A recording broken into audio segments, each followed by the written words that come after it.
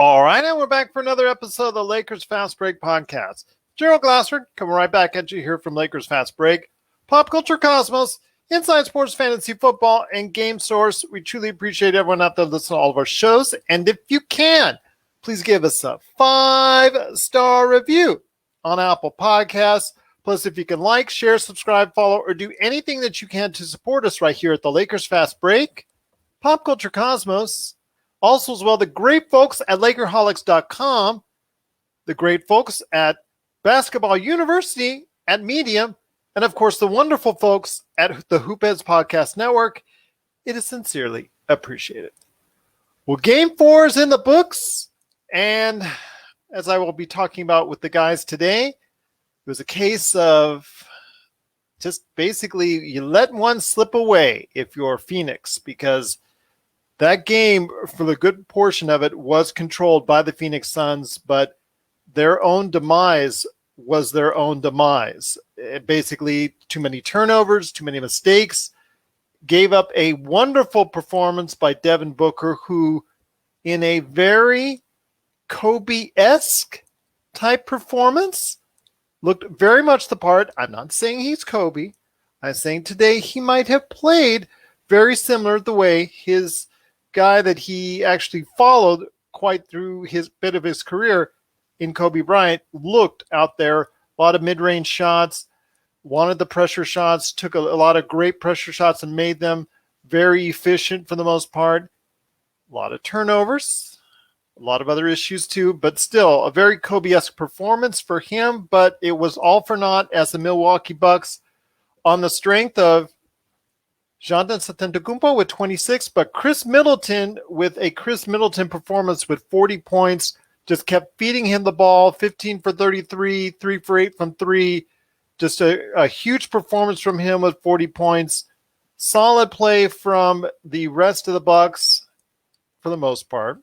And they get out of Milwaukee tied at 2 games apiece with a 109-103 victory over the Phoenix Suns. And here today to talk about the game are 2 great guests indeed.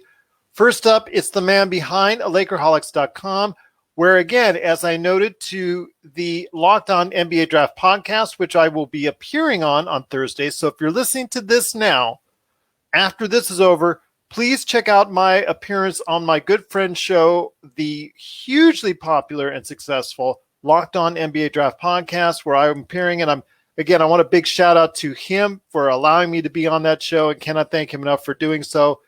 But again, to hear today to talk about it was a man we name dropped on that show. It is a good man indeed. It is Laker Tom. And Laker Tom, great to have you here. Hope you will listen and enjoy that show after our show. But be that as it may, when it comes to today's game that we just saw, I think it was a case, like I said, of Phoenix just beat themselves. Well, you got to give credit to Milwaukee. There were constant shooting times where they basically needed to get a shot. That block that Giannis had on Ayton near the end of the game was a key play. Booker missing. I mean, Booker should have fouled out, then missing that layup, and then Paul turning the ball over. You're right, Gerald. Their demise was because of their own demise. They made. It was just not one turnover. They made mistakes at the clutch period, and it was a shootout between Booker and Middleton. I mean, that's the best game I've ever seen Middleton play. 40 points, and he was just lights out with the ball. Booker, you still see that he's a first time in the playoffs a little bit because he made a couple of he let the emotions get control of him a couple of times. Drew Holiday is one beast of a defender and very difficult guy when you get him inside. I mean, this game was won at the free throw line. They made 8 more free throws, and that was the difference of the game. They shot poorly. They were outshot from the field. They were outshot from the 3-point line, but they weren't outshot from the free throw line. Well, another thing I want to say was the poor performance when the team needed the most of Chris Paul.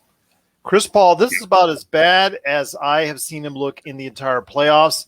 And, we were talking about how you always wanted Chris Paul on the team and Chris Paul this and Chris Paul that. He looked 36 today. He did look 36. He looked Yeah. tired. He looked old. He looked discombobulated. And it wasn't so much as what the Milwaukee defense did. It was what he was doing to himself. And again, it was not just him. Devin Booker, who at times was just carving up the Milwaukee defense left and right, finding those spots surgically. And then other times he could barely dribble a ball because he would be looking one way, try to go ahead and handle the ball, and he'd fumble it, and there goes a turnover the other way. Just too many mistakes. But here to talk about today as well is a good man indeed. You got to follow what he's doing at his awesome site, medium.com/basketball-university. It is Spencer Young. And Spencer, again, I don't want to discredit what Milwaukee did because they won the game and they've tied up the series, something which I had predicted the last time we were on. But I want to ask you this. This game should have been in the bag for Phoenix. This is something that I think that they really had under their control and they let it slip right through their fingers. Yeah, I definitely agree. Yeah, we talked about Chris Paul, and I'm still processing in my mind the last time I've seen, just a breakdown by Chris Paul like that on the biggest stage. There have been a few of them. Well, Yes. yeah, I think it's reminiscent of, if you'll remember, Game 5 against the Thunder when he turned the ball over in the fourth quarter. But yeah, I mean, wow. I guess as Laker Tom said, I guess to the Bucks' credit, I thought Giannis as a center defensively in the final minutes was just fabulous. Between the blocks and the steals he got, and preventing Chris Paul from getting any mid-range jump shots. Same thing with stopping Devin Booker from getting easy looks. I thought he was fantastic defensively. But let me ask you this, Spencer. Let me ask you this. Ayton, though, at times really played well on Giannis Antetokounmpo straight up. For me, you've already talked about this, that in the last quarter, in the last few minutes, both you and Tom, I've told this, you get a steady diet of nothing but Middleton. To me, if I was coaching that team on Phoenix, I would try to get the ball out of his hands, double him, and try to get the ball into Antetokounmpo and I'll take my chances there. I'll take my chances either with a foul or Ayton playing him straight up, because if he doesn't have foul trouble, Ayton plays him pretty good. Well, I guess if you let Giannis beat you and he scores 40 points through the third straight game, you're gonna have Suns fans everywhere. But remember, you're 1-1 with him scoring 40 points in straight games. So I take my chances there. Again, at times, Antetokounmpo looks awkward against Ayton. Again, he looks discombobulated. Sometimes he just does not look smooth at all. But you also have a chance to get him to the free throw line where he has proven it's not exact. It's an adventure. So I'm rather take my chances with him than having Middleton have a steady diet of whatever he wants to get in the last 2 minutes of ball game. Yeah, well, that's been the dilemma, or I guess you would say, with the Bucks is that they live and die with Chris Middleton, right? Because you've seen it in every series. He closed every series. Every series, every fourth quarter, he's the one who takes the shots in. I'd say a little more than 50% of the time that's a winning proposition, and then sometimes it's like game 2 and it's a losing proposition. So I think I see what you're saying. I guess it's obviously easy in the aftermath of the game to say that it was a really intense game. There's in the fourth quarter and the final minutes, there's fouls called all over the place. But I think that is an adjustment for Game 5. But we'll see if in the first 3 quarters if Ayton stays out of foul trouble. I think that's key. Do you concur, Tom, that you just want to do whatever you can to get the ball out of Middleton's hands? To me personally, I'd rather live and die on the Giannis hill. And I think in retrospect that would have been the proper strategy that I would have done, simply because, I mean, if Ayton's not in foul trouble, in all of the Lakers playoff run last year, the key thing was stopping the opposing team's best player by doubling and forcing the ball out of his hands. It's just amazing. I was just looking at the stats. The Suns had 17 turnovers to 5. Yeah. 9 of those turnovers were Booker and Paul. And what's fascinating about it is that again a very difficult game for Kyle Bridges, Chris Paul, lots of guys. But I'm looking instead at the Bucks and looking at Drew Holiday, who was 4 for 20. Yes. For the game, and yet I thought he was one of the best players in the game. I mean, he must have caused at least half of those turnovers that Booker and Paul had. I mean, his defense is just elite. It's good and it's not good, because there were several times, again, in that second quarter alone, when he got hot, Devin Booker was going around him like butter. Well, but that's because he's trailing Booker around an Ayton screen, and yeah. I mean, when it works and it clicks, there's no one that can defend it. That's what I'm trying to say. Yeah, but it's still, it's interesting because his defense was so good that I still thought he played a great game when he's 4 for 20. I mean, they wouldn't have won that game without his defense. At the very end, he did make some good plays. Yes, right there. I give you that. And of course, Antetokounmpo with the timely block on the lob right there for you. But yes, again, it goes back to Phoenix tied 2-2. It's looking like it's going to be a 6 or 7 game series there. Wonder who would have called that. We'll see what happens there, but it's going to be something very interesting to see. Not going to be the Suns in 4 that some people had predicted. So sorry about that. But yes, it's going to be. Looks like it's going to be very interesting. As I recall, the two of you predicted the Bucks and 6, I believe. Yes, me and Mr. New York, Mr. New York, who's I still predicted the Suns in 7, and I think that'll very possible. It could be very possible, absolutely. Right. But they do have to go ahead and shore up certain. Probably more possible than the Suns in 6, or than the Bucks in 6. Could be. You could be right. We'll wait and see again. But that is right now what it is, 2-2 as we head into Game 5. Very pivotal Game 5 on Saturday. So we'll be back on Saturday to go ahead and wrap things up for you there on the NBA Finals. But what is the rest of the schedule, Gerald? Do you know the rest of the schedule? For the rest of the schedule, I do again. Like I know, Saturday is the next game for the series, so we'll see what happens there. I'm going to go ahead and check out the schedule. So much time between the games. It's just this is the NBA Finals, man.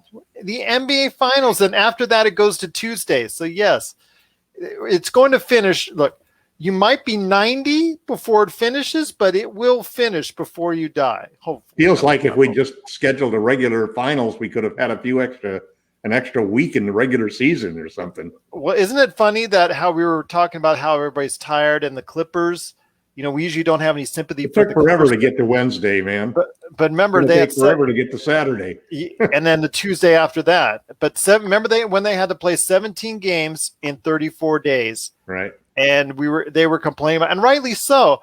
And now you have an NBA Finals, which is taking out over the span of, I think, almost 4 calendar weeks by the time everything could be ending there.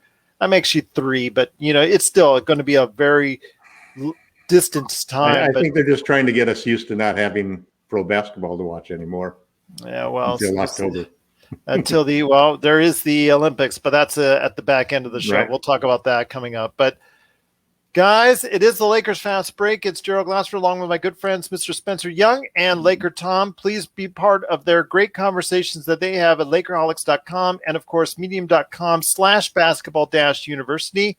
Spencer, I want to go ahead and get into our next subject, which is Lakers. Let's get into some Laker talk now that the series is all tied up, and so many days from now we'll finally get Game 5 of the series. But getting back to the Lakers and what we're talking about here, and thanks so much, Felix, for stopping by on the program today. I want to go ahead and talk to you about this. We'll talk about something that Laker Tom likes to talk about, and a player that he has always been infatuated with, even to this day, ever since he left the Lakers, about regaining him, reacquiring him. And that's because Lonzo Ball, in the past couple of days, the Lonzo Ball to Lakers train has heated up quite a bit considerably. And I know you've been seeing it all over the place. I know Laker Tom has. So I want to hear your thoughts on Lonzo Ball. Yes, he has become a good shooter from the outside. Still has a lot of issues. Still, is so frightened of going inside. Excellent passer. I'm not going to dissuade his passing. Plays good defense, especially his team defense. So I want to hear your thoughts on Lonzo Ball. Well, actually, I would say good team defense because, that team in New Orleans didn't play a whole lot of defense. But I think he can play good team defense. He showed it in his time in L.A. So I want to hear your thoughts on Lonzo Ball heading back to L.A. It would be for a considerable amount of money. But your thoughts on Lonzo Ball heading back to the Lakers? Well, no, Spencer first. Okay. Sorry, Spence. Go ahead. Well, I think in a vacuum, it'd be perfect, right? So you want a playmaker for LeBron, and when LeBron's off the floor, I think Lonzo Ball is that. You want a good defender. Let's just assume we give up Caruso or THT in a sign and trade. I don't think that's a defensive loss at all with Lonzo Ball because I saw him play defense in his first year with LeBron, so you'll be fine there. And he's young, so if you get him on a 4-year deal, he's still going to grow as a player. With that said, he's a restricted free agent, and obviously the reports that the Pelicans will let him go for the right price kind of sparked off these trade rumors. But letting him go at the right price means you have to, outbid at a certain price to where they're uncomfortable. And if we offered him $10 million, they're just gonna. He's a restricted free agent. They're just gonna match and then trade him later. So, you'd still be giving a considerable amount of money. And I know Laker Tom talked about this with, our dilemma with hard capping or luxury tax. I don't know if I'd want a hard cap for Lonzo Ball. It's kind of questionable. So I'm halfway there on it. I'm kind of in agreement with you on that. Again, he does do a lot of good things. One thing I'm still, he does not a true full 100% playmaker because he does not go to the rim. He's still frightened, very much frightened to go to the rim. That's not his game. And that's something that the Lakers need is someone that's still going to give you, for instance, Schroeder. The one thing he did well was go to the basket, was drive the ball to the basket. He was fearless in that sense. I'm not asking him to be fearless, but at least 1, 2, 3 times a game, make the defense think that he is going to be someone that's going to consistently drive to the basket. It helps improves everything on the offense, opens up lanes, things of that nature. So, but if you have an individual that they know is always going to stay back and shoot jump shots or pass the ball creatively, then you're going to plan for it a lot better. But he is a very solid player. He's become a very good rotational player in the league. Probably not what the Lakers were hoping for when they drafted him, but it's now something that might be a better fit all these years later. Laker Tom, I know you once had a Lonzo Ball poster posted right up on the outside of our screenshot here, but I want to hear your thoughts on Lonzo Ball. I know this is something that perked up your ears once you started hearing those rumors. And I'm just kidding on the Lonzo Ball poster, or maybe not. Well, I've always been a big fan of Lonzo's. And really? I would have never known. Obviously. There's a couple of things that I think that you're still living in the past on Lonzo that he's really fixed. And then there was a point in time when he didn't really go to the rim. And a lot of that, I think, was because of his fear of shooting free throws. He was a terrible free throw shooter. He's got his 3-point shooting up to 38% and his free throw shooting up to 78%. That's better than the team average. He did not go. I watched games in New Orleans. Yeah, but if you look at the stats, he's attacking the rim a lot more than he used to. He's going to the foul line more than he used to. And the fit with LeBron is perfect because what you really don't want is Lonzo is a guy who can make plays with the ball. He's not a great pick and roll point guard. But he's a great point guard in the open court. He's great for fast break. He moves the ball, passes the ball ahead, which is very effective.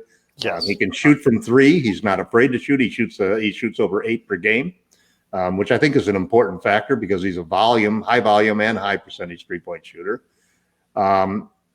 He adds something else to the situation from point guard on defense because he's actually big enough that he can guard ones and twos and even play some threes. So with his size and athleticism, he would be a good fit on the Lakers. The big problem to me is obviously the same one I think that Spencer has with it, is that you're going to have to sign and trade for him.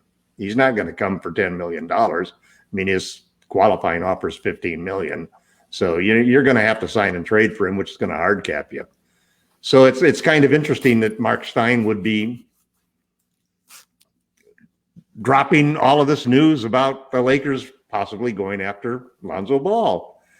What's even more amazing about that situation is that he dropped it as a subtopic, or he actually dropped a bigger topic as a subtopic, which was the thing that we're going to talk about next, I presume. Yes, that's which right. is the desire to get a difference-making playmaker, quote unquote, so that LeBron and AD can move up a position and play the 4 and 5 instead of 3 and 4. That is blockbuster news. That's something that totally contradicts everything that. So LeBron and Lakers AD could play the 4 and the 5 respectively. You said the 3 and the 4. Well, instead of the 3 and 4. Yeah. And or actually, right now it's the 1 and the 4. Remember, it's the 1 and the 4 because LeBron was playing essentially point. To a certain extent, but he was really still playing the 3. Yeah. But what it does is it's, we've ever since AD was traded for, the company line has been that we don't want him to play heavy minutes at the 5 during the regular season, but he'll do it during the playoffs. So the first year he was here, we did that exact same thing. He played 60%. He played 40% of the time during the regular season at center and 60% during the playoffs. And we won a championship. This year, it seemed like with the promise to Drummond that he was going to start and then allow in during the season, we only played AD at the center for 10%. And in the short time that he was in the playoffs before he got injured, he only played center at 20%. So it looked like the Lakers were, with all of the talk about them trying to get Andre Drummond signed for the MLE, for example, that they were really going to commit to not having Anthony Davis play center at all, even though it's his best position, and our best lineups come from that. So I don't think Lonzo comes into the question unless the Lakers really are thinking of shifting the lineups, because moving LeBron and AD up a position is actually kind of a innovative way of getting more out of their lineup by reallocating the resources, knowing that they're short of trading chips and they're short of cap space to sign anybody. So one of the things I think the Lakers are doing is making an adjustment to look at the situation that, okay, if we move LeBron to the 4 and we move AD to the 5, all of a sudden our entire lineup and our entire strategy is totally different. Now, how does that fit with AD, who's said at times, although it's a couple of years ago, that he didn't really want to play the 5? I think it's kind of like signing trades. If AD is really going to play the 5 and LeBron play the 4, this has been discussed by everybody because everybody's got to agree to it. It's not going to work unless Vogel agrees to it, Pelinka agrees to it, LeBron agrees to it, and Anthony agrees to it. So it's pretty, groundbreaking news if this is really true, and this is really where the Lakers are going. Because once you make those changes, all of a sudden the lineup, what do you have to do to get the team? I mean, maybe they would just do a sign and trade for Lowry if the price was right. One of the things they have to do, and I've looked at the hard cap numbers, they can do it with Lowry because anybody is under $20 million, and Lowry would be less than $22 million. I definitely think that Lonzo would be less than $22 million. And if you keep that signing less than $22 million, you can bring back everybody else. You can bring back THT on $10 million a year. You can bring back Caruso for $5 million a year. You can re-sign Morris and Wes Matthews and all of the guys you need, plus maybe Boogie and Ariza and different guys that you could back up the lineup with. But you can put together one hell of a team with 3 stars And it could be if you could also opt for Lonzo, which is what I would do just because of the youth, because he could play with AD as well as playing with, and you don't have to worry about having two superstars on your team getting old if you've got LeBron and Lowry. So Lonzo would be a perfect fit in that situation. It would hard cap the team, but they would still have one hell of a lineup after that. I still like some of the suggestions that we all made on the previous show that we did together. Please, if you can, listen to that episode. There were some good ideas there. The Brogdon Healed backcourt, I still think is a very competitive one and could be something that in the playoffs really works out for the team if that was the case. But having Lowry back there, I think with his championship pedigree, is also something that the team needs to consider. Or if they want to go ahead and pull it off and like Spencer was saying, risk that hard cap on Lonzo Ball, that's something where it depends. With Lonzo Ball, I think it's got to be what comes along with it. What comes along with Lonzo Ball when you're adding him to the team? Because Lonzo Ball by himself is not going to get it done. Well, you're going to have to, in order for this whole thing to work with Lonzo even, or in the case with Lowry, which is you just can't go over the hard cap. And so that means that you've got to draw the line somewhere. And the place where you draw the line basically is that after you sign, you basically have the taxpayer MLE for $9.7 million to use on somebody. And you can make one trade. And so if you make one trade, you've only got two chips that really work in a hard cap situation, because all of these free agents that we have don't help the hard cap situation if you trade them, because you're bringing back salary of guys that count versus giving up guys that don't count. So you've got to trade Kuzma and KCP because they're each 13 million. So there are 26 million you're sending out to make a trade for Lonzo Ball or for Lowry. What else can you bring back? You can't bring back, like it'd be nice to bring back some of the guys that we traded, There's a nice little small forward guy that we always liked that went in that deal too. And it'll be great to have him back. But again, the salary cap is the killer, because you just can't bring back people over. I think it's going to be $6 million over the threshold for luxury taxes. Luxury tax threshold is 39.5 million, I think. That means that you can go up to like $45.5 million in a hard cap next season. I don't know, I frankly don't see the connection between moving LeBron to the 4 and AD to the 5 because we signed Lowry or Lonzo. I mean, why couldn't you sign and not get hard cap, make the move to move them to the 4 and 5, but sign Brogdon and Buddy? You could still do that. You'll end up paying $50 million to do it. I mean, it's going to be expensive. The choice is there. Lowry and save $50 million, and there's just the point when you start to get your payroll up that high, it's one player just impacts it so much. I mean, you look at the three favorites next year: the Lakers, the Nets, and the Warriors. What are the three teams that are going to have the biggest salary caps and the biggest luxury taxes next year? Are those same three teams. So maybe the Lakers are zigging financially while everybody else is zagging, I don't see why you wouldn't just pay the luxury tax and move LeBron and AD to the 4-5. Well, definitely there's some decisions that need to be made. Spencer, again, you could trade for a good point guard that wouldn't, Kemba Walker would be fine. His knees. I don't like small point guards either, but he shoots 8 threes a game and he shoots pretty well and he can get to the rim. You got to look at his knees. Look at his knees. Spencer, I wanted to ask you this with, again, the consideration that if LeBron and AD are more willing to be a 4 and 5, and LeBron at the 4, that's obviously something he's already known quite a bit over the course of his career. just would be a great spot for him to go ahead and make the decision. Does he want to go ahead and just make the outlet pass? Does he want to go ahead and take the ball on the break himself? Just so many variables there that you can do with that. But be that as it may, I want to ask you this. Is that has to be, I guess, under consideration. They must have had the conversation already, maybe at the Space Jam world premiere yesterday or something like that. But let me ask you this.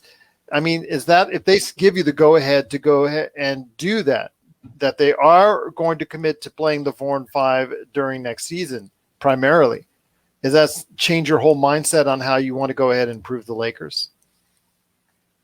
Okay. Well, for me, like last episode when I was an armchair or GM or whatever you want to call it. You were Rob Pelinka. You kicked him to the curb and you said, I'm taking over this LA Lakers organization. Okay, for me, I valued like wings over, like volley and 3-point shooters or centers. Like, so I didn't trade for Buddy Hield in my hypothetical. I traded for Harrison Barnes. I think if LeBron and AD played the 4 and 5, I think that Barnes would be a much better pick at that point. Yeah, that would signal that you want people. Yeah, but you couldn't afford him because you're going to be limited to the MLE. If you give 22 million to a hard cap sign and trade, the most you can pay for the small forward you need, or the shooting guard you need, is going to be the MLE, 9.7 million. You get the full taxpayer amount. Great, but no, I get the point. But all of a sudden, the hard cap doesn't look as. No, I know. I don't want to be hard cap either. I think. Yeah. I know Gerald mentioned Buddy Hield and Brogdon. I think the reason that's not in rumors, I'm sure the Lakers will make a call, but good luck getting both of them with the assets you have, right? You have two tradable. Maybe why they're moving to the LeBron and AD, the 4 and 5, because it solves it solves some of the problems that they've been struggling with, which is how do we get a center who can't be played off of the floor defensively because they can't cover the perimeter. And more teams are going small. Look at this game today. We ended up with a small ball matchup for a good portion of the game. Lopez was played off the floor. Yeah. Yep. But again, Spencer, I mean, is this something that I think it's the best decision for the team going forward if they play more 4-5 setup with those two? But realistically, what kind of things can you do with that? I mean, if you commit it all to one person, then you go hard capped on just one individual, like a Lowry or a Lonzo Ball or whoever. You have the MLE, you get the $10 million MLE. But I understand, but essentially just one superstar player and you go to the 3 superstar route, but you're very limited on your options after that. You still have the MLE, but you don't have the biannual. You don't have a lot of the other things. You still got the $5 million you're sitting on with Luol Deng. That's eating up a part of your cap. But you can bring back Caruso. You can bring back THT. You can sign somebody for the MLE, and you have a whole bunch of. I mean, there's 2 guys starting in this playoffs that were minimum veteran guys. Yeah, and I get that. I take either one of. I take Crowder. I take Crowder or PJ Tucker. Crowder's not a minimum. Small forward for the Lakers, I'd be fine with that. Spencer Crowder's not a minimum. No. Yeah, he's not a minimum. Neither of them are minimums. But yeah. PJ Tucker might be after. PJ Tucker was a buyout. They both would be eligible. They both could be signed with the MLE. Yeah, I think Crowder's taking a minimum at this point in time. PJ Tucker may, but that's still a little bit of a reach there. Right. But still, I mean, your options are limited if you hard cap yourself on just one individual. Yeah, you only got $10 million for the other guy that you want to bring. And you're going to have somebody start like THT or Caruso start at the 2. And that's not, to me, that's not a wise option. I mean, no, Spencer, I would just, I mean, do either of you see a reason why? I don't see, to me, it's funny that Marc Stein put this story of the Lakers moving LeBron and AD up a position. He put this story in as a sub-story to the Lakers going out and wanting to get a difference-making playmaker, which would be Lonzo or Lowry. But it could also be other guys. I mean, it could be Russell Westbrook. He's under contract. We could trade for him. We'd pay a hell of a lot of luxury tax, but we'd have a true third superstar. But then your shooting and issues are getting worse. You wouldn't be hard capped. You could go out and get somebody else. But then your shooting problems get even worse. Yeah, well, of course, I wouldn't take him for that reason. But there are other guys out. There are other guys out there. There's other point guards out there that you can get that could be difference makers and point guards. Yeah. I mean, and so the question to me is, I mean, that's my question to both of you. Do you see the relationship between it having to be a point guard that you hard cap for versus a point guard that you don't have to hard cap for? It doesn't have to be a point guard. It can be any player along those lines. Now, well, if you want a difference making playmaker, it's point guard. Usually. Yeah. Usually. Well, it could be a point forward like LeBron or, Well, let's get Spencer into this. What do you think? I mean, this move is obviously the smart one if they're able to go ahead and do that. If it's really. If it's really going to be an issue. But your thoughts, Spencer. I want to hear your thoughts on it. That the two names he mentioned would hard cap the Lakers. Yeah, I mean, are you willing to go that route, or how would you? I mean, this is an extension off of what we were talking about. Are you willing to go ahead and continue with the team based off of just three superstar players? Or do you want to build something a little bit more substantial as far as maybe a group of players, 3-4 players that you may be able to go ahead and build instead with that type of money? It looks like you're going to get hard capped either which way. Any which direction. No, it's not. Well, I mean, if the Lakers are going to build, they're going to build hard and they're going to build well. It's something that's going to compete. No, because then you can trade. If you're not going to be hard capped, you can turn around and bring in a player using the bird rights that you've got on Schroeder. You either get an exception by putting him into somebody's salary and you give him a second round pick in order for them to make it a sign and trade, or you trade him for somebody on another team. And the same thing goes with Harrell. I mean, there's that you got those and Caruso and THT could be pieces in a particular situation if you had an opportunity to get somebody that was really worth giving up two really key players like that. So there's a lot more you can do without the hard cap. The hard cap basically, to me, like I probably would have a hard time hard capping Lonzo as much as I like him because he's not really a third star. He's just an elite role player. Lowry, I think, is a real third star, and he might be one player I might be willing to do that for. But I still think we're better off not being hard capped. But what I just can't understand is I don't think this decision to move LeBron and AD up to the 4 and 5, I don't think it has anything to do with whether or not the Lakers are going to hard cap themselves. Spencer, any thoughts on what Laker Tom is saying? Okay. I think I don't know. This got really discombobulated. I mean, look, like it was a tidbit in a report. So I know Gerald or one of you two asked why there was no rumor about like Russell Westbrook, Malcolm Brogdon. I mean, it was just a tidbit in a larger report, and I don't think there's necessarily a correlation between LeBron and AD changing positions and us hard capping ourselves as a point guard. I don't see it either. Because okay, like there's plenty of scenarios where we're paying a giant luxury tax bill and we go different directions. I think it's all about availability. And look, I'll just take the rumors at face value. The Lakers want a point guard that isn't Dennis Schroeder, so that's what I'll take from that. And I mean, we'll see if Malcolm. And he could be a sign and trade or a straight trade. Yeah.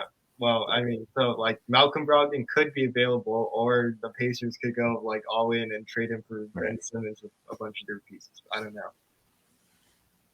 It's going to be interesting to see, though. I think what kind of things you do and how far into the cap you go, and what type of players or what type of dollars you're going to commit to. Whether it's Lonzo Ball, spend all of Jeannie's money. I don't have a problem doing that. Well, she's going to send you the credit card in the mail, so get ready for it. Get ready to spend that plastic. But whether that would be one hell of a credit card, huh? Yeah, exactly. Be Lakers colored. Remember, we actually sponsored them for a small period of time. So right, I remember that. Yeah. So Lakers, again, will have some tough choices to make, whether or not to, again, luxury tax, hard cap. What are they going to commit to? Who are they going to surround themselves? Got to be Are a they third superstar to hard cap, in my opinion. Oh, If they can get a third superstar, do it. Yeah, well, we'll see what comes across. If you can't, pay the luxury tax. Well, again, get a bunch of stars. Yeah, luxury tax or to not luxury tax or hard cap or luxury tax. Again, we're still going to be deciding what goes on. It depends on what comes across the table for the Lakers and Rob Pelinka, because Kyle Lowry will not just be heading to the Lakers exclusively.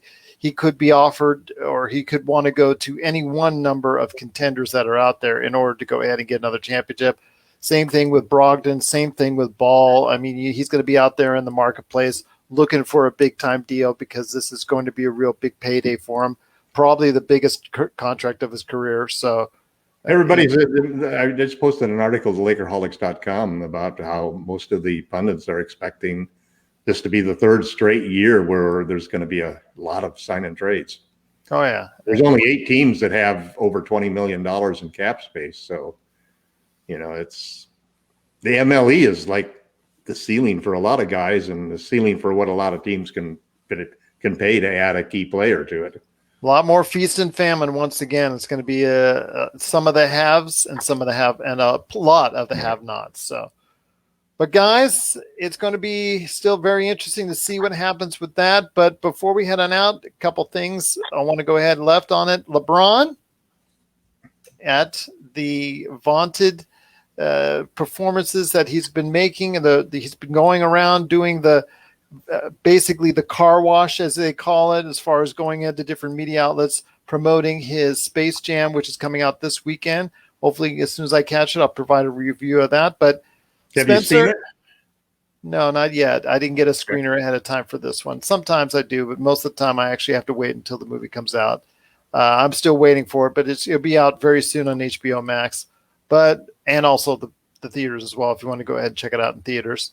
Spencer, I do want to ask you this. LeBron did mention in recent days during said press tour that he is very willing and also hoping he will be able to stay a Laker for the rest of his career, which perked a lot of ears, opened a lot of eyes. 4, 5, 6, 7 Yes, exactly. So I want to hear your thoughts.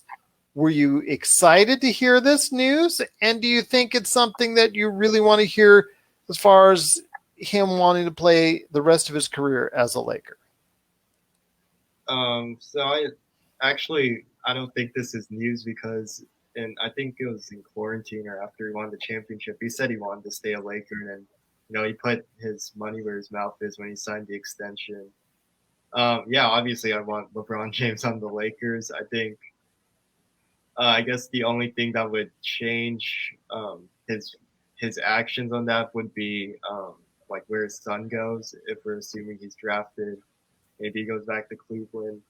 But I think it's only a good scenario, because I followed when he was on the Cavs, I followed the Cleveland Cavaliers very closely, and he had like a stranglehold on the franchise when he signed 1+1 deals where the +1 is a player option. And so he could always leave whenever he wanted. So 3 of them in a row. You could see the visible. There's a very visible and tangible effect it had on the Cavs, and you don't want that. So I think it's good that he started in LA by signing a 4-year deal. He signed the extension, and he wants to stay. I think it can only be good.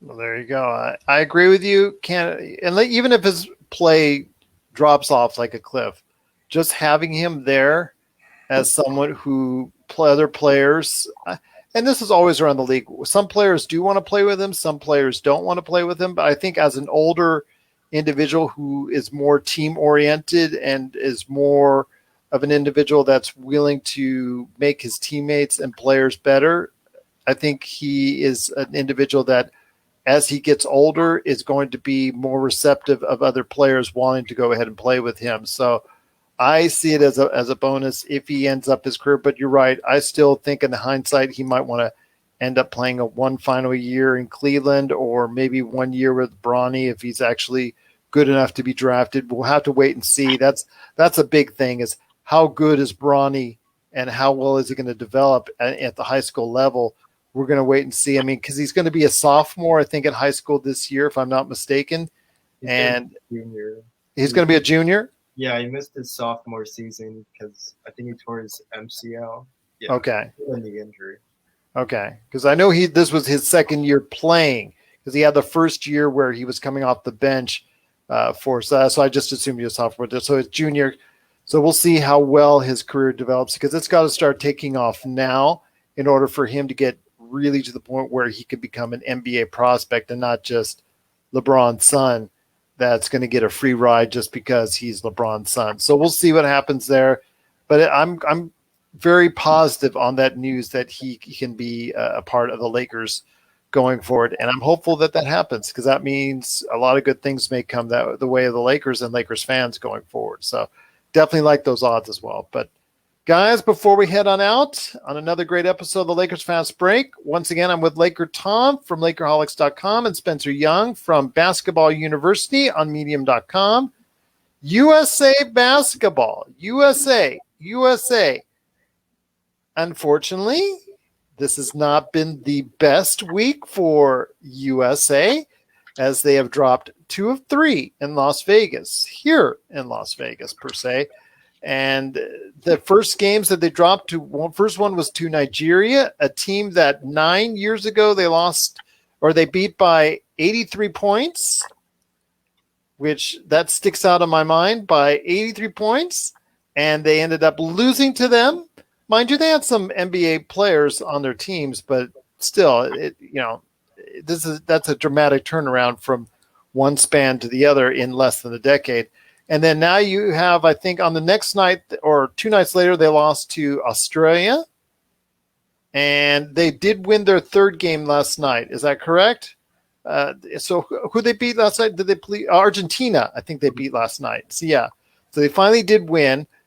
Still getting used. Nigeria beat Argentina also. Yeah, so there you go. The once mighty Argentinians are not really right now, but thank you so much for the thumbs up to Albert Taquero. As always, we truly appreciate it. But before we head on out, guys, I want to hear your thoughts. USA is struggling. A lot of isolation from what I've seen in the film and the YouTube shots out there and the videos.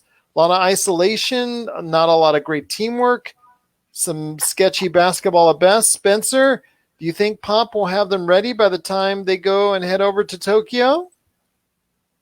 Okay. I mean, I've stopped letting myself get surprised by the U.S. losing to like NBA role players after I think it was 2 seasons ago. Patty Mills scored like 30 or 40 points, and we lost to Australia. And that was the U.S. team that started like the 3 best players on the Boston Celtics and Chris Middleton. Obviously, we've had a talent upgrade since then, but I don't know. I think we do severely lack continuity. I think Gerald just alluded to it with the type of basketball we play.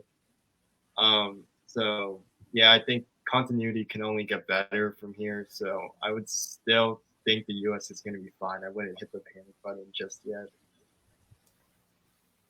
Laker Tom, I think a lot of the times we just think that we can roll out the basketball and there we go. But we're kind of learning now that we have to have, as Spencer said, some continuity before we go ahead and can say, you know what, this is the team to beat. I mean, back in the days of the Dream Team 2, et cetera, I mean, literally, you could roll the ball out there and we'd win by 50. Those days, I think, are long gone unless this team plays a lot more together. Well, it's hard to really match the continuity that some of these international teams have, where the guys have played together for 10 years, played in tournaments after tournaments, and you go and you vote for a bunch of guys to go play, and basically it's, you look at the top 25 players and half of them say, no, I'm not going to play, as I don't want to risk injury, or I got something else going, and you get half of these guys on there. And you look at the players that you've got, and they really haven't been added to the team by fit. Some of them have been added by biases of certain sorts, and some of them just simply because they were available.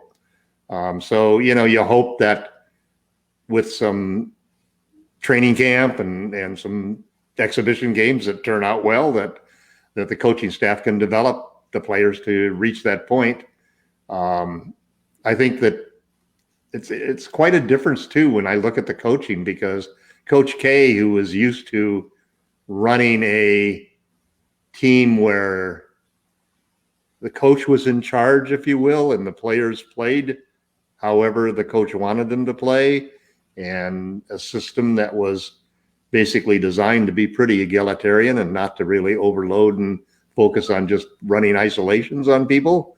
And then you go to Pop and the team that I saw the game too, and it's just like, it's like they're running the Brooklyn Nets offense, you know? Give the ball to KD, clear it out. Give the ball over here to this guy, clear it out. Your turn. Yeah, my turn, your turn. And that doesn't work really well against a team that's got chemistry, continuity, and knows how to play well. Plays a pretty physical game because that's basically how they've learned to play over there. So it's, you know, I mean, I think we were like 148-4 or something like that when Coach K was the coach, and now we're like 9-4 with Pops. 10-5, I think now. 10-5. Yeah, you know, I've long ago lost a lot of interest in the FIBA play and in the international play. I just don't, you know, I guess I find it hard. For a long period of time, the Lakers didn't have anybody that they wanted on the team. And now we got guys that basically, you know, you don't want them to play on the team just because of the fact that they could get injured, and it would cost, you know, I mean, starting from Kuzma getting hurt last year and playing terrible the first half of the season and is trying to come off his injury. So it's hard to balance off the sort of nationalist thing of playing, patriotic thing of playing for your country and so forth. When you know, like Dennis Schroeder, you've got maybe $100 million contract that could be affected dramatically by it. And all anybody has to do is to see what happened to DeMarcus Cousins or Isaiah Thomas, you know, to understand that, man, this is little more than exhibition games. You know, you're talking about your career. You're talking about generational wealth for your family. All of that could be gone. And there's nobody that's going to be, and there's no insurance company that's going to insure Dennis Schroeder for $100 million contract. It's not the same. Maybe if it was LeBron James or Anthony Davis or somebody who's really an established player, they probably could go out and get insurance for that. But some of the young guys and the second choices or the second tier of players that are being asked to play in that tournament now, many of them may not be able to have a strong enough career to be able to get that kind of insurance coverage. Well, I'll tell you what, it's going to be very interesting to see how this plays out here in the not too distant future in Tokyo. But the U.S. is off to a rocky start, 1-2 in their first 3 games. Hopefully things will get better for them, and we'll see. But yes, right now I'm still expecting good things when they head over to Tokyo. But yeah, the teamwork has to get a lot better. The chemistry has to get a lot more consistent. And again, there's some things that need to be tweaked and fixed when it concerns Team USA. But I'm hopeful Pomp and the staff will be able to go ahead and work their magic, but we'll wait and see.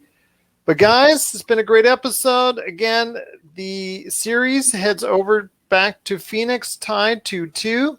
So we'll see what happens there. Mr. Jamie Sweet, our man heading to New York. Watch out, New York. You've got him coming. I'm just going to warn you right now. He's headed over to New York. And before he did want to drop some things on tonight's show. He said he's fine with Lonzo coming back, but he doesn't see it happening. He says because the MLE or hard, you know, if we offer them more than the MLE, we'll hard cap ourselves to get him, and he's not worth it. He believes, well, let's put it, when it comes to the idea of AD at the 5 and LeBron at the 4 for the majority of the season, he says he'll believe it when he sees it. He just doesn't, you know, see that AD embracing the idea of that, but if that it changes, that mindset actually does go the way of him playing 5 more often, that would be awesome. He's all in on LeBron James being a Laker for life, but he wants the team building within the CBA will be a challenge, though. He'll say that the team building within the CBA will be a challenge if he's looking for continuous max deals again, which he thinks will happen. And last but not least, for Team USA. Not really, as far as the problem is concerned. They got off to a rough start, but they're basically practicing in games. They should still be the favorites, and he doesn't see an issue there. So if you have When any do the games really count? yes. So if you have any issues or you have any concerns or you have any comments, please let us know via a 5-star review on Apple Podcasts or or LakerFastBreak@yahoo.com. Or you can just go ahead and give us a shout out at Lakerholics.com. But guys, before we head on out, Spencer, I know you're working on a lot of great things right there at medium.com/basketball-university. Yeah, so we just right before the game, I published one of our writers' articles about X factors for the NBA Finals. I mean, they're kind of predictable because I think everyone's been watching the series, but we'll have more content about the NBA Finals. I'm iffy on the Olympics just because I think I'm like Laker Tom. I'm not too invested in Team USA, but obviously I've been on this podcast for many weeks now, and the off season and free agency is almost as interesting as the games themselves. So yeah, I'll be publishing a lot about that. Oh, yes, it is, my friend. Plus the draft coming up and so much more. What will the Lakers do? Before I go ahead and remind everyone what I'm up to, Laker Tom, you're doing a lot of great things at Lakerholics.com. You're holding the fort there. What are you doing to go ahead and make sure everybody checks out your awesome site, Lakerholics.com? Besides making Jamie Sweet's life a living hell. No, I think this is one of the times of the year when, even though the Lakers aren't in the playoffs anymore, where we just seem to have just tremendous conversations. And so I think that I haven't really published anything recently, primarily because what we try to do is really create a lot of interest in the things that are posted, the articles that we post from other magazines, the tweets that we post, and so forth. And we like to think at Lakerholics.com that what the staff does is sort of curate the information that's coming to you in the basketball world. And so we do a lot of commenting to raise opinions, to ask questions, to make comparisons, and so forth. And we've just seen tremendous response in the number of people that are visiting the site, the number of people that are involved in conversations. We've got a dozen conversations that have 20 or 30 comments on them, where the conversations have just really taken off. So I invite everybody to come to Lakerholics.com. Let us know what your opinion is. I promise you that your opinion will be respected, and you'll find a friendly environment and a lot of people who share their love of the Lakers. And then there's the conversation that goes back and forth between Laker Tom and Jamie Sweet, and that's a different story altogether. Well, Jamie just is always against everything and doesn't believe anything until it happens. Oh, by the way, guys, ring, ring, ring. Spencer and Laker Tom, I mean, I know you guys are running the Lakers, but the Clippers down the hall are asking right now if you'd like to go ahead and trade for that third superstar, because Kawhi Leonard just became available. Yeah, in 2023. Well, no, thing is, he had a slight little knee injury, and it was confirmed that it was a partial ACL tear, and he did have surgery. Don't know when he didn't even tell the Clippers about until after the surgery. Or the secrecy on that is just so weird. And it's Kawhi Leonard announced that he wanted to join the Lakers next year on a minimum contract, I would turn him down. Well, there you go. You heard it there from Laker Tom right there for you. But Spencer, very interesting story with Kawhi Leonard. I mean, it fits the MO of Kawhi Leonard, but again, this is still something that the Clippers have to deal with for 9 to 12 months. So yeah, they dropped to like 25-1. Yeah, it's still going to be a hard season for them. And so again, we'll be looking a little bit better than the Clippers this coming season, at least for the most part.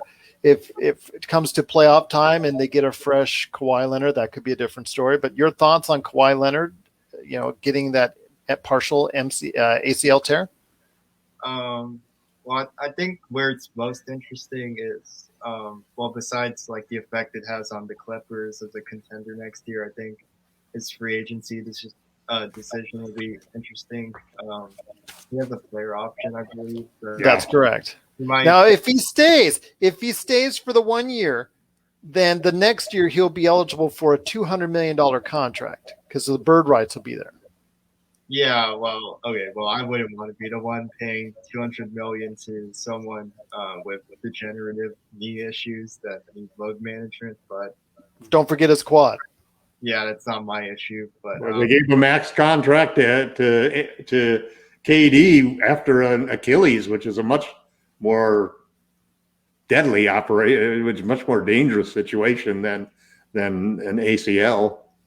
Oh yeah, but if you alienate Kawhi Leonard, then you get with the Spurs. So you got to feel a little bit for Kawhi because he wants to play in LA. He's already burned the bridges with the Lakers, and the Clippers now are probably not too happy with him.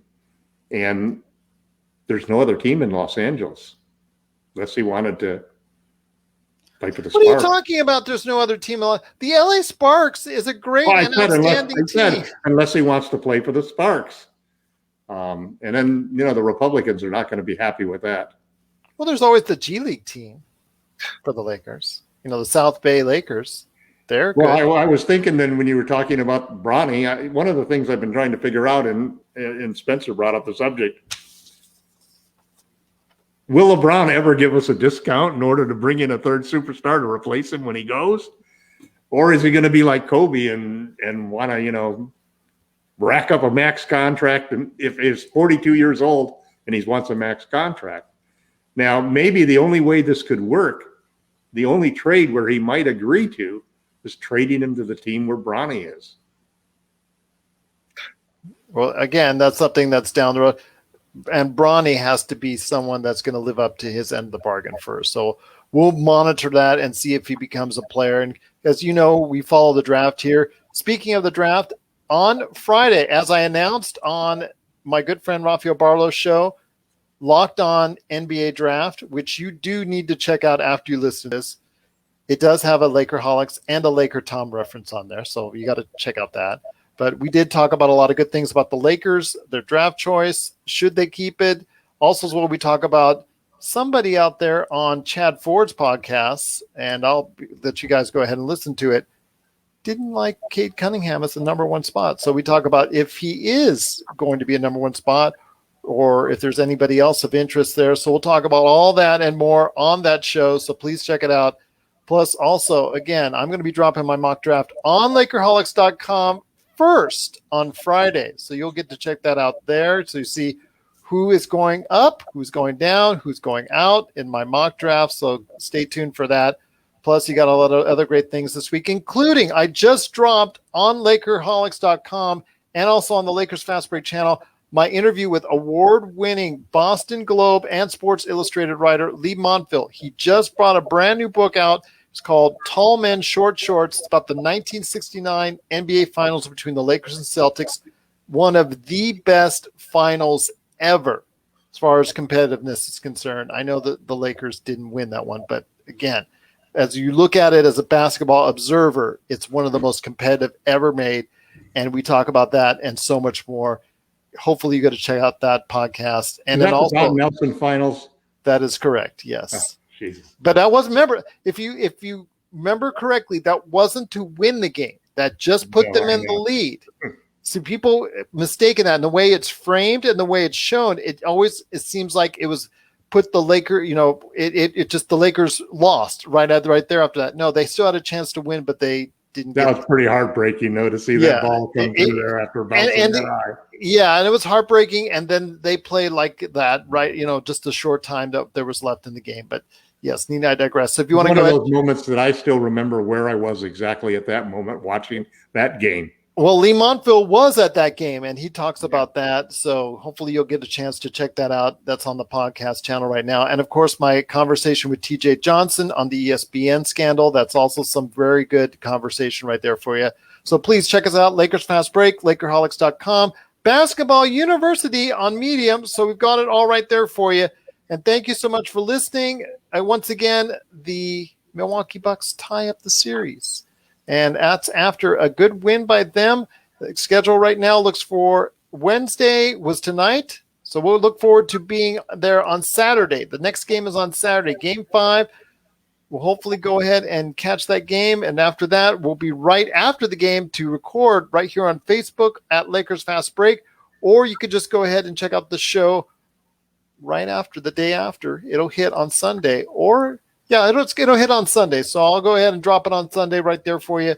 So you get the chance to check it out, the Lakers Fast Break on Sunday. Our thoughts on Game 5 and some Laker thoughts as well. But guys, we're just looking forward to speaking to you again after Game 5 on Saturday. Looking forward to it. Hope you guys have a great rest of your week, great rest of your weekend out there. Same to everyone out there watching and listening as well. We truly thank you again for being part of another great episode of the Lakers Fast Break podcast.